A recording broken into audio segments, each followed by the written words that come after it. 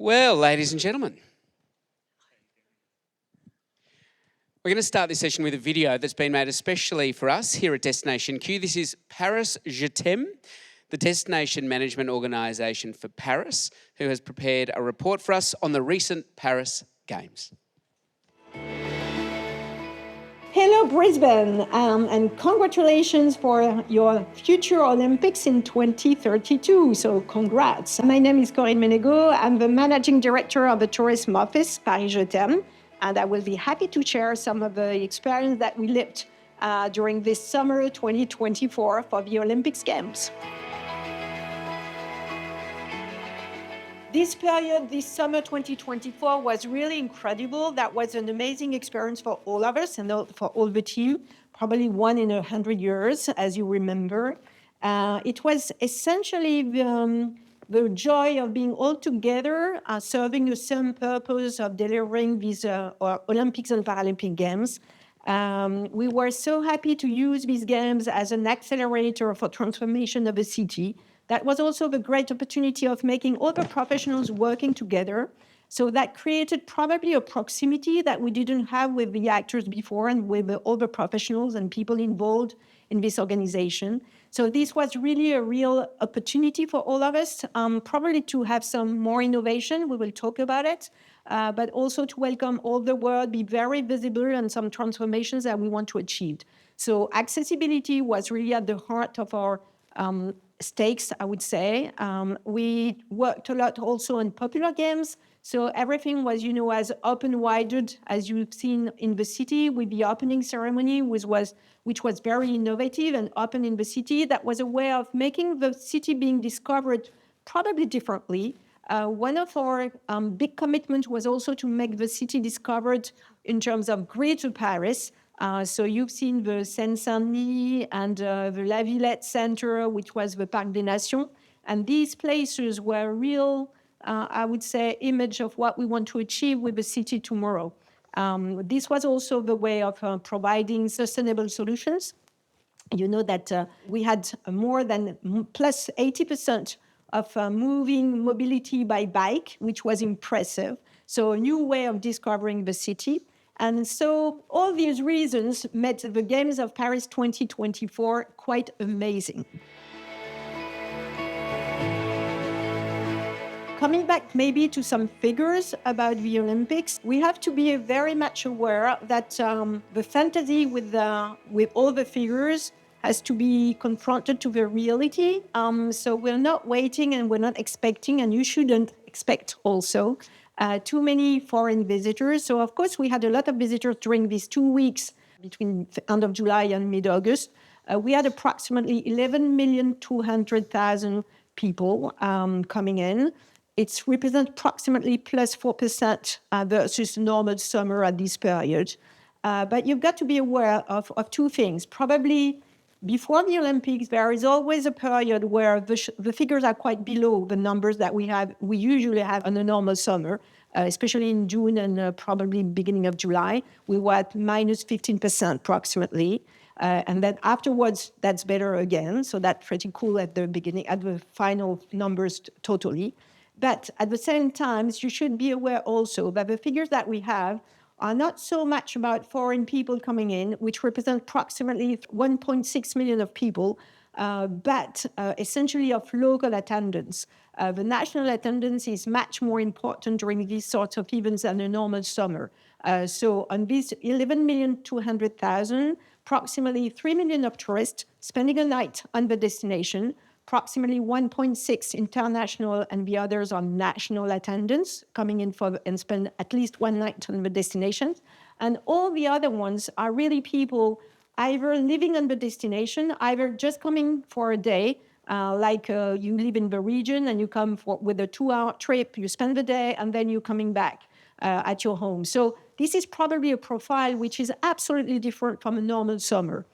For example, also, these people are really committed to live the sport emotion. So they are living together. They want to share the winnings, the medals, this enthusiasm that we have on the Olympics. And they're not so much committed in visiting the destination itself. So minus 30% approximately on the cultural destinations like museums, like even the Eiffel Tower, things like that. So you should be aware also of this behavior, which is absolutely different from a normal summer. These events, like Olympics, like the Paralympics, are a real way of having a new image of a destination. So the perspective of the figures and the increase that we could have in terms of tourism should definitely be afterwards. So we already see the impact at the end of the year 2024 with some more reservations for this end of year than 2023, where approximately for December, for example, at plus 13% versus last year. But the real impact should be coming in the next few years. So London, for example, was at plus 6% on the year afterward. So we're hoping that it will be also the case for Paris. And the other thing also maybe to remind and to be expected is probably an impact, a very positive impact on the business tourism. Because we strongly believe that all the values that we carried during these Olympics and Paralympics especially are some values that, ring a bell with the companies that want to do an event somewhere. So choosing Paris is really meaningful for an event in a company. And so we strongly believe that it will have a very positive impact in the next few years. We worked a lot with the professionals before the Olympics and the Paralympics. I think, as I was saying in introduction, that these games were a real opportunity of accelerating some changes in the destination, but also some changes and new ways of working together with a professional. So the tourism office team was really very present on the field. We were decrypting the information, helping the professionals understand how it will be, giving some data and observation. That was really a key point during the year before the Olympics. Just explaining the numbers that they could expect, the business opportunities they could expect, and not to feed too much the fantasy of the Olympics in terms of business opportunities at the moment of the summer itself. So we've been training them. We've been doing some regular point of information every month, explaining everything. We had some hotlines completely dedicated to the questions. So we were very close to them and helping them just take into account the enormous work that has been done for these Olympics. We created a hospitality manifesto because we strongly believed that the welcome experience would be really an asset that we could lean on for the next future years of tourism. So this hospitality manifesto was signed by all the professionals in Paris, giving them, a sign of Paris Je t'aime sign, so billboard everywhere into Paris. We created some new information point with the kiosk onto the territory. And it was also a way of gathering all the professionals, not only in Paris, but also in the greater Paris. That was really something that we wanted to work with. So a way of making everyone working together. And last thing, but not the least, it was for us the opportunity of creating a new web tool. We created a web app, myparisjet'aime.com, which is a geolocalized application helping like a Google map, I would say, but exclusively dedicated to point of interest in tourism in Paris. And so you can take your ticket, see where you are. We can promote some new experiences in that. We create your itinerary and things like that. So this is really important in terms of visitor experience. Accessibility was also one great stake that we had all together, and these games were really an opportunity of making that improved. So you know that the Paralympics had a wide coverage, media coverage. That was probably the first time that we've seen so much coverage around the Paralympic Games, which was really important for us. And for instance, when we were talking about myparisjet'aime.com, we created a special version for handicap. So it's a myparisjet'aime.com handicap, and that filters all the information according to your disability. And this is probably some of the best improvement that we had all together because it's a way of sharing what we can in terms of information and reliable information for the disabled person. and help them discover the destination the best way ever. Well, some really fantastic insights there from the French about Paris 2024. Robert Dugan from Tourism Australia, what are some of the insights that we have taken away from Paris, and what sort of economic impact are we expecting, and also tourism legacy here in Queensland? Sure, 100%. Yeah, so I was asked to talk about Sydney Olympic Games, and hope I don't get any boos when I show this, but this is a city at south of the border. What I really wanted to talk about, and watching the Ariane footage, makes me really emotional, as I'm sure it does to all of the other Australians and patriots and sports fans in the room. And I really wanted to put the image of Cathy Freeman up here, because that still affects me quite a lot. But I didn't do that because really this for me represents the benefit of the Games in Sydney. So this is the Sydney Opera House, which is Australia's most famous and well-recognised brand icon, up there, with Uluru and the Great Barrier Reef and all these other great places, but shown in a way that it's never been shown before, which is as part of the platform that was the Olympic Games in 2000. So from a tourism point of view and from an economic point of view, this is the image that I think really captures the benefit. Now, I'm a data guy, I talk about lots of data. I would look at the data in this presentation with soft eyes because it wasn't as good back then as it is today, and we've seen some fantastic presentations on how that's moving forward. But obviously, the benefit of the Games in the short term, in the immediate term, is going to be spread. So here you've got international, you've got domestic, you've got operation, and you've got construction, right? So that's where they were already saying the big economic benefits of the Games were going to be in and around the Games themselves. And I spoke to John Morse, who was the Managing Director of Tourism Australia during the 2000 Olympic Games. And obviously here you can see, I've taken the long term, it's not quite up to date at the end there, but you can see some big bumps here, right? So you got Expo 88, which I thoroughly enjoyed when I came to Brisbane for the first time at 8 years old. That's a bump. You can see here the Sydney Olympics as well, right? And after that, you've got September 11, Ansett and SARS. But you can see that bump. Very clearly, there will be a bump in visitation and expenditure as a result of the Olympic Games. And John told me that it was 11% increase for the 3 months after the Games. So undoubtedly, you will get that. To kind of flip a little bit, quite recently we had another very big event in Australia, which is the FIFA Women's World Cup. Tourism Australia was very interested in supporting that, just like we are with the Games. But it wasn't because we wanted to sell more tickets to the FIFA Women's World Cup. This is just some of the work that we did during that. But really, there are multiple benefits to these games or these events, which I think are really poignant to think about. On one hand, you've got the tangible benefits, so sales, visitation, expenditure. Those things will happen, and that's the immediate benefit. You've also got repeat visitation. We know that 52% of people who come here come back. So getting people to come here for a reason for the first time has a lifetime benefit, and obviously you've got infrastructure as well. It's the intangible things that I think will have the biggest impact on the industry into the long term. So attention, and attention is rare. Having a platform like the Olympics shine its light onto Brisbane, Queensland, Australia is a really, really big deal. Having that engagement for all of those weeks while the Paralympics and the Olympics are on is invaluable. Also that these games represent our values, that they build our reputation and they create advocacy is the intangible and longer term benefit of the games themselves. So as part of FIFA, am I going over here? No. I'll be really quick. As part of FIFA, we did some deep research, and it showed that there were 3 things you need to have for tourism to win in a sporting context. The 2 big ones are the popularity of the event and the size of the host nation or destination. The other one is media budget.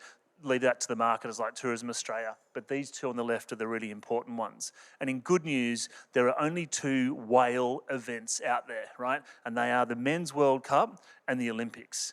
And they are the 2 really big ones. So Beijing here was 4.7 billion global viewers. And for the Men's World Cup, it was 5 billion for Qatar. It helps if you hold the Olympics in an enormously populous country. That's why that one was so big. But the Olympics is one of the 2 big ones. And paradoxically, it's good that Brisbane is a smaller destination versus Paris versus London, because the net impact for Brisbane is far, far, far greater. Having this kind of platform focused on Brisbane and Queensland is a really big deal versus some of these other cities where it's it's still a big deal, but not as big a deal for Queensland. And finally, conscious of time, I'm between a Queensland crowd and a cold beer. I was very lucky to be in both of these cities to be living. I lived in Sydney and I lived in London, and while I understand that there is loads of noise and there is loads of commentary and all that sort of stuff around the Olympics because no one's ever done it before, Sydney's never done it before as well, everyone gets the fever at some point. And at some point, all those people who are talking about renting their apartments and moving overseas will be the ones scrounging tickets off you. So it will happen. It is fantastic. It's an enormous opportunity and a great platform. You just got me very excited. Now, Belinda, congratulations firstly on completing your honours recently. Belinda wrote a thesis all about accessible adventure tourism. She's very qualified to talk about accessible travel. She has travelled to huge swathes of the globe, competing in boccia.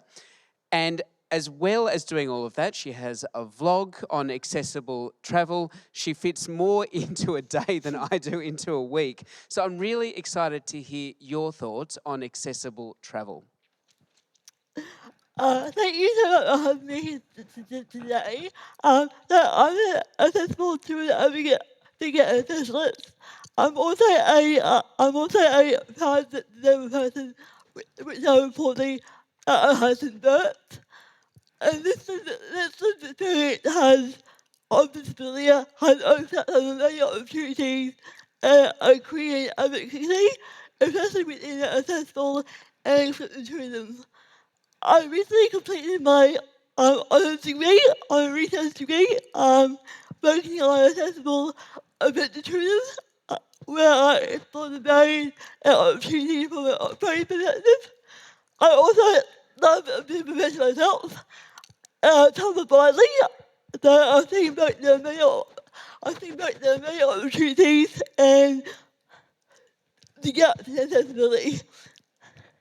And this has really driven me to start my blog and my business, the Asset Day, to really just share my experiences and showcase the value of accessible tourism and to connect with businesses looking to improve their accessibility, because there is so much opportunity for you as tourism businesses to catch light on.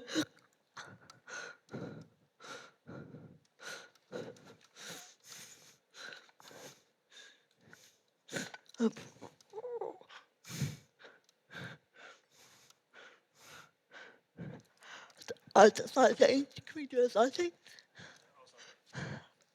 Yep. Thank you. So, the impact of tourism is huge, especially in an economic context. In Australia, about 18% of people worldwide have the harmful disability. And that's a significant proportion of potential customers who may need accessible considerations. And this happens at spending. In the June 2023 quarter alone, travelers with accessibility needs spent $6.8 billion on domestic tourism in Australia, which accounts for 21% of all domestic spending in that quarter alone. On a global scale, the market controls over $13 trillion in disposable income. So making tourism accessible is another thing to do. It's smart for business. But boosting both your revenue and your customer base. And we all have to be in an aging population. So being accessible helps you with your business by aligning with the growing demand of accessible travel.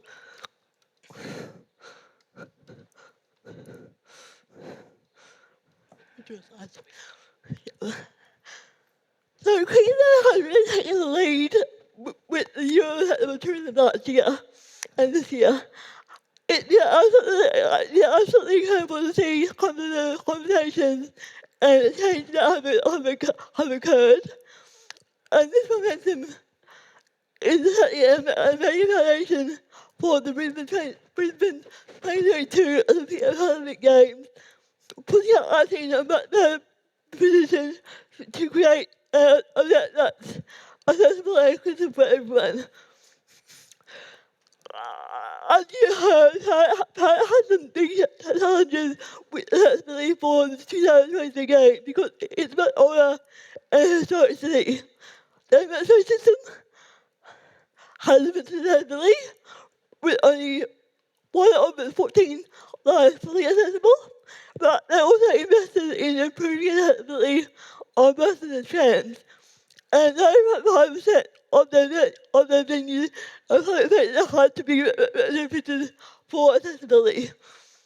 In Queensland, while there's still a need for investment in transport and infrastructure, in most cases, we don't have the same historic barriers that Parrot face in regard to our transport and infrastructure.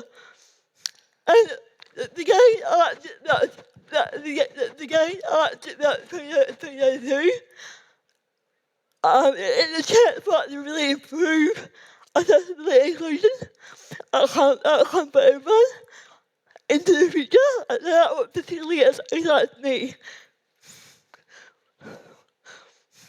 So, I want that.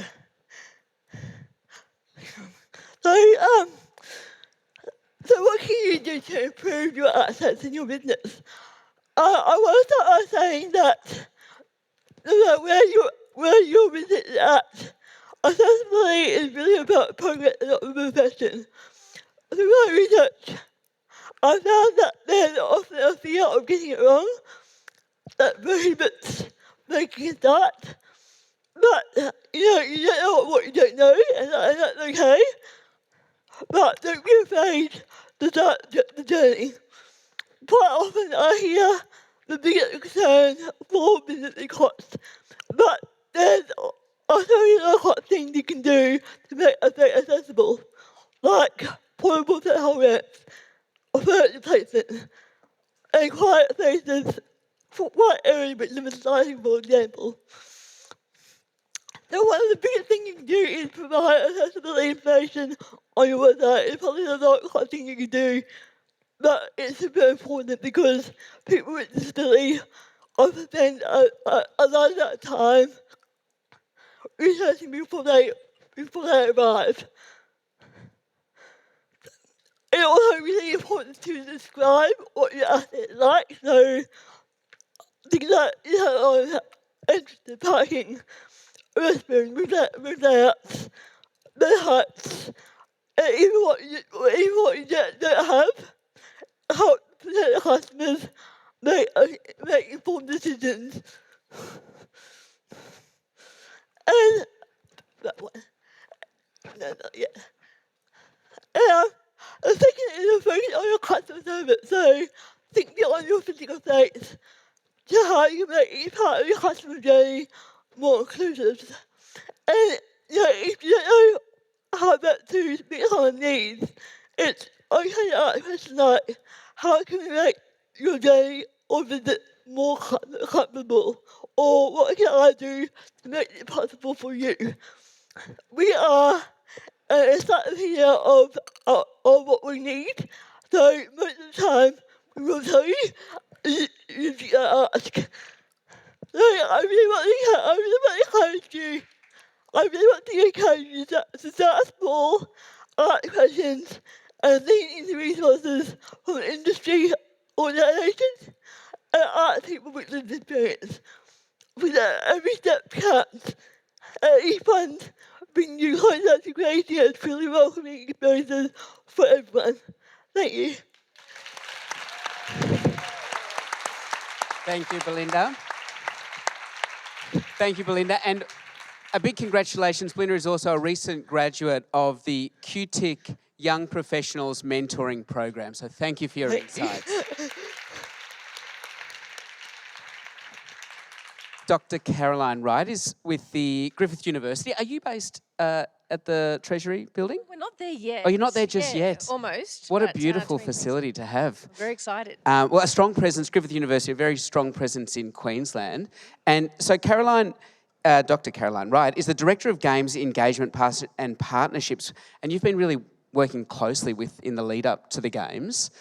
Where do you see the biggest opportunities Well, there are quite a lot, James, and if I could just start by acknowledging the traditional owners on the lands on which we meet today and pay my respects, but also start with actually celebrating athletes and people that have come here today to really share their stories. It was just awesome to hear Ariane and also, of course, Curtis, who's a Griffith alumni, talk about their perspectives as athletes and what their needs are, but also from a visitor perspective, it's really interesting to listen to them because we listen to athletes, don't we? We tend to sort of tune in when they're talking. And I think sport has got that power to really create this atmosphere where we can really step up and change some things. So when we think about sport transforming cities, we've seen it before. So in the industrial transformations of cities like Manchester and Sheffield and Birmingham, and also tourist destinations like Sydney and Barcelona and even Athens have also benefited from hosting an Olympic Games to really sort of drive and transform their destinations. And what we're really excited about today, 7.5 years before 2032, is the opportunity to call it. So let's call it, let's showcase for the very first time viewing why we can claim ourselves, Queensland, as a world-class sports destination. So let's take a look. I think there's a video coming.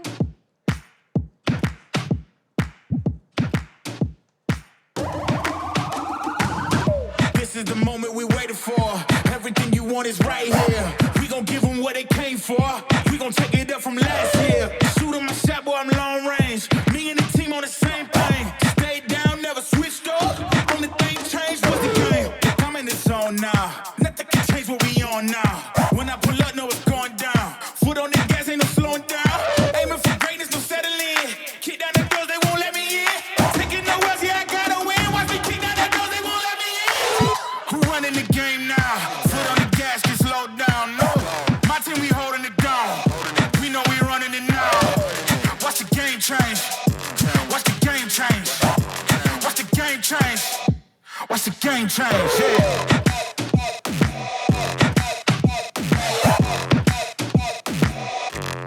So proud.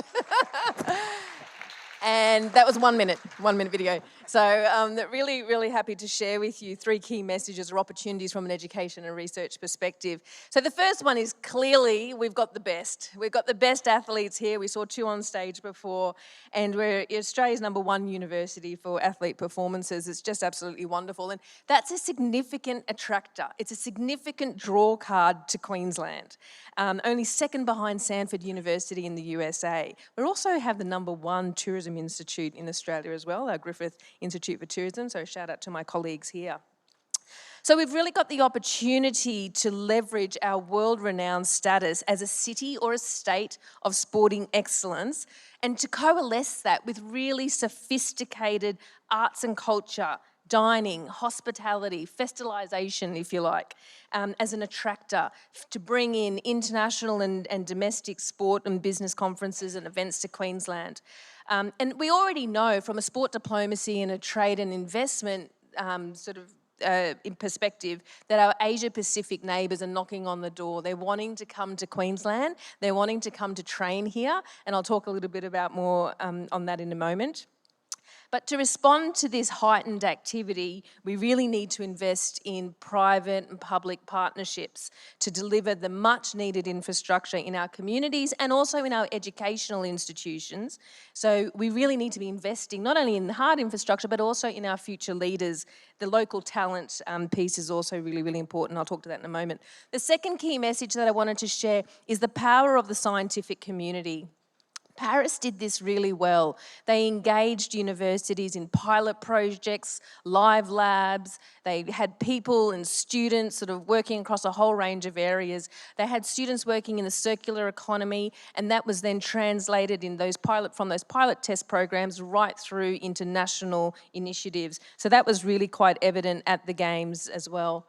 And I think the power there is around creating the Games as a really collective project where we can all be getting in and using expertise, research and evidence to drive change and engaging that scientific expertise really early.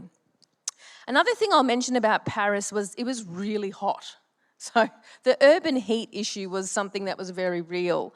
And according to the Canopy Index, green cover represents only 21% of Paris, which is lower than the average of 29% for European cities. So while there were policy innovations in tree planting and urban forest projects and a public sector tree charter, it was recognised that more needs to be done. Luckily here, we're out of the gates. We're out of the gates early across Queensland's research centres, including our Institute for Tourism. We already have our biodiversity experts, our climate and disaster resilient experts working on ways to mitigate heat and climate change impacts through green infrastructure, biomimicry, cutting-edge carbon monitoring, aviation reimagining, achieving a carbon neutral games and eco-friendly event venues and legacies. So we're here to make the games matter. You would hear that the Griffith logo is to make it matter, but we're actually in the business of making the games matter as well. And that also means drawing on our First Nations culture, arts and history and all the knowledge that we have there and building that into a cultural Olympiad that's really quite powerful. So just across the Neville Bonner Bridge here over at South Bank, our campus there, we are intimately intertwined with the Queensland College of Art, the Queensland Conservatorium, the Griffith Film School, arguably the original home of Bluey, and of course the Creative Arts Research Institute. And all of that is about working together to uplift the visitor experience by the time that our guests get here in 2032 and well in advance of that. My last message, my third and final message is on skills and listening carefully to what the sector needs. There's a great opportunity for workforce development, for skills and training to boost Queensland's economy, productivity and innovation. In Paris, we saw some stats earlier in the video, but there were about over 180,000 people were employed in games-related jobs and 30,000 people were trained in new skills for future careers. When it comes to tourism, there were over 60,000 jobs created in that space. But it's not just about job creation, it's about creating an enduring sector. So we need to future-proof the tourism workforce, and this is all about educating the next generation of tourism professionals to be games ready and ready for the visitor influx. And so we're focusing on 21st century skills, digitalisation, deep tech transformation, and also really thinking about blending in that problem-solving, creativity and resilience as being really critical to into our education programs. But it's also about preparing leaders to be ready to take on the grand challenges of climate change, sustainable destinations, staffing, cybersecurity, large-scale changes in frontline servicing. So there's quite a bit there that needs to be done. But equally, these areas are critical to our current leaders in the industry, and through executive education and micro-credentials, through lifelong learning, the sector can be strengthened and ready to deliver. I love that we've spoken about Bluey in every session today. Bluey has really been one of the champions of today. Thank you very much to our panel. Thank you, Caroline. Thank you, Robert. Thank you very much, Belinda. And that is our last session. I hope today's been fantastic. You know, while we've been talking about future-facing, we've been talking about AI and AR and all of these incredible things. I joined LinkedIn for the first time. That's been my big future-facing thing. Thank you so much for having me as a host today. The last word, I want to say a big thank you to QTIC. I mean, it's been a fantastic event. So to Mel, thank you, Melinda, to Beck, to Tony.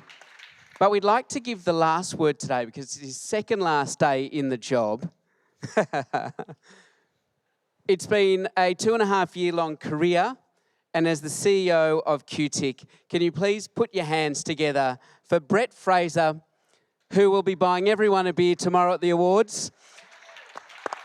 And as my final thing, I'll just say the seating arrangements for the awards will be on the app as of now, so you can find out where you're sitting. Ladies and gentlemen, Brett Fraser, CEO of QTIC. Thanks, James. Thank you. Look, This is easy for me. It's just to say thank you to everybody for being here today. Thanks for giving us so much of your time. I know it's a big ask. It's a big commitment out of your diaries to be here. To all those people who came yesterday for DestinationIQ and joined us for a conversation about Indigenous tourism, thank you for joining us. To everyone who's here today to have this conversation, I really hope you've been as inspired as I have been today. I hope there's some points that you've taken out of this. Personally, I loved Anders' presentation earlier this morning. I love the concept of taking the robot out of the person. AI is one of those things that I think we're all thinking about, and how it actually plays out in our world is a bit uncertain at the moment. For me, it was a real moment of that kind of that penny drop for me, that taking the robot out of the human is where I'm going to be looking at that going forward. To hear about the future is really inspiring, and I know they're not here, but the fact that we had the Premier, the Minister and the Director General with us this morning to talk to us about their vision for this industry going forward, that certainly wasn't lost on me, the commitment that they made to be here today and also yesterday, and they will be with us tomorrow night as well. Now, I've got a few things that I've been asked to do up here. I have been given some notes from one Melanie Anderson, who was meant to be here on stage doing this. You got downgraded to me somehow, Melanie, so I'll try to do what I'm meant to be doing. Now, to our partners, thank you very much to them. This is the first year that QTIC has delivered DestinationQ. So for the first 13 or 12 years, the department has been delivering it. To our partners in government, to the Department of Tourism and all other departments now, and TEQ to entrust us with this. Thank you so much. And I hope as an industry to have this conference in the hands of industry, delivering for industry, has been a success today. So to our partners, thank you very much. To our sponsors, thank you for your support. You genuinely can't do these sorts of events without the support of sponsors. So through our partners and our sponsors, we can deliver this event for free. For our industry. So to get 1,000 people in the room because of that is really powerful, to have us all here to talk about the future of our industry. So to our sponsors as well, thank you very much. To all of our speakers, some of whom are still here with us today, thank you very much for joining us, for giving us your time. But can I say, most importantly, for me personally, a huge thank you to the QTIC team for all the effort that went into putting today on, to Melanie, Tony, Beck, and the entire QTIC team who've been working on this for now months. Thank you to all of you. Round of applause.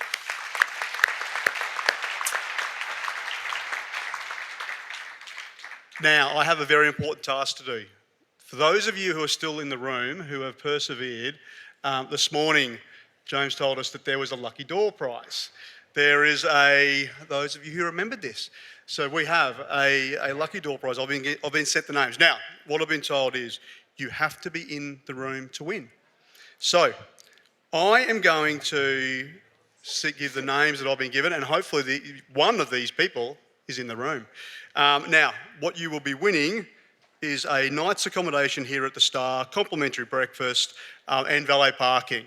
Now, Nazair Zamani. Is Nazair in the room? Gone. Okay, gone. No. Oh, hang on. Congratulations. All right. I'm going to suggest that you come up and see Beck. Oh, here we go. Come up and grab your accommodation from Beck. Everybody, bring your ID, my chair has said, otherwise there will be a redraw. Look, everybody, thank you so much. To those who I'll see tomorrow night at the Tourism Awards, I look forward to seeing you all in your best threads. I am standing between everybody who's here and drinks outside, so please enjoy the drinks tonight. Sincerely from me, I've loved my time in tourism with QTIC, so thank you for all the friendships, and I look forward to seeing you tomorrow night. Thanks.